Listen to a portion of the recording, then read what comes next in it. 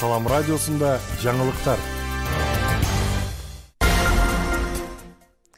Баткенден салам, кезектеги жаңылыктар түрмөгү менен эфирде аты-жөнүм Айжамал Амирова. Алгач жаңылыктардан кыскача түрмөк.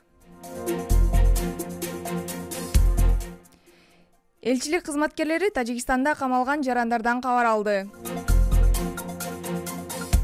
Президент кумтөрдүн ишмердүүлүгүн текшерүү үчүн эсептөө палатасын жибергенин билдирди.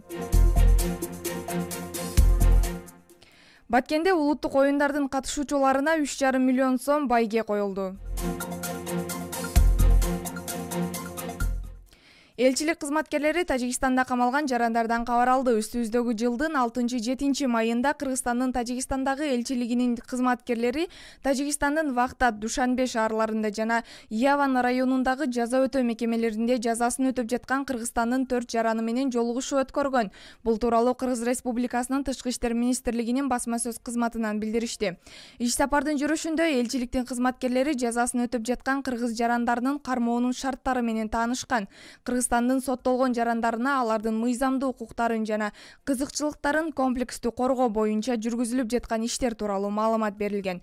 Мындан тышкары мекемелерге баруунун алкагында элчилик тарабынан Тажикстандын компоненттүү органдары менен өз ара байланышта Кыргызстанда жашаган туугандары менен соттолгон Кыргыз Республикасынын жарандарынын видео байланышы уюштурулган деп айтылат маалыматта.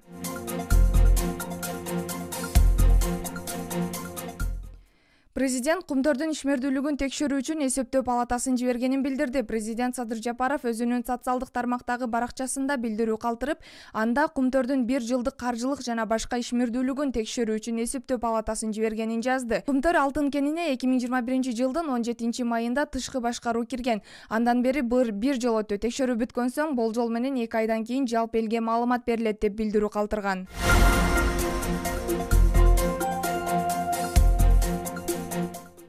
Баткенде улуттук оюндардын катышуучуларына 3,5 миллион сом байге коюлду. 1 майдан 9 майга чейин спорттун улуттук түрлөрү боюнча республикалык мелдеш өттү. Мелдеш улуу жеңиш майрамына карата жана Сүймөнкул Чокморовдун, каскадер, режиссер Үсөн Кудайбергеновдун жана аймактагы белгилүү ишкер Умсуна Эркинбаеванын жаркын элесине арналып өткөрүлдү деп билдирди облустук өкүлчүлүк. Көкбөрү боюнча жалпы 32 команда катышты. Мелдештин жалпы байке фонду 3,5 миллион сомду түздү. Анын 2 миллион сомун спорттук улуттук түрлөрү боюнча дирекциясы, 1 миллион сом Баяман Батыр базары, 500 миң сом Көкбөрү федерация тарабынан каржыланды. Ат оюндары боюнча 4 команда катышты, аларга 500 миң сом байге коюлду. Ал эми эрең иш боюнча 45 балбан катышты, ошондой эле сал буурундун 8 түрү боюнча оюн болду. Кыздар жана эркектер арасында жөө жүрүп жаа атуу, атчан жаа атуу, бүркүт салуу, далба салуу, куш салуу, тайган жарыш, табак атуу боюнча мелдештер кызуу өттү. Иш-чара Кыргыз Республикасынын Маданият, маалымат, спорт жана жаштар саясаты министрлигинин алдындагы Дене тарбия жана спорт департаментине караштуу спорттун улуттук түрлөрү боюнча дирекция тарабынан өткөрүлдү. Мелдеш Баткен облусуна караштуу Кадамжай районунун Халмион айыл аймагындагы жаңы курула турган ат майдандын аянтында өткөрүлдү. Сиздерди жаңылыктар түрмөгү менен мен Айжамал Амирова тааныштырдым. Кайрадан эфир аркылуу амандашканча сак саламатта туруңуздар.